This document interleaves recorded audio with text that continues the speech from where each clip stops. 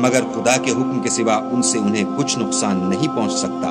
تو مومنوں کو چاہیے کہ خدا ہی پر بھروسہ رکھیں۔ مومنوں، جب تم سے کہا جائے کہ مجلس میں کھل کر بیٹھو تو کھل بیٹھا کرو، خدا تم کو کشادگی بخشے گا۔ اور جب کہا جائے کہ اٹھ کھڑے ہو تو اٹھ کھڑے ہوا کرو۔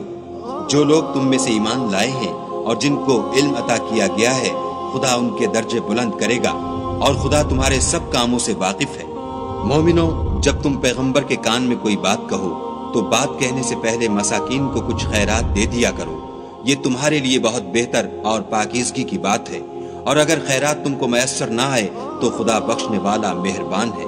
کیا تم اس سے کہ پیغمبر کے کان میں کوئی بات کہنے سے پہلے خیرات دیا کرو ڈر گئے؟ پھر جب تم نے ایسا نہ کیا اور خدا نے تمہیں معاف کر دیا تو نماز پڑھتے اور زکوٰۃ دیتے رہو، اور خدا اور اس کے رسول کی فرما برداری کرتے رہو، اور جو کچھ تم کرتے ہو خدا اس سے خبردار ہے۔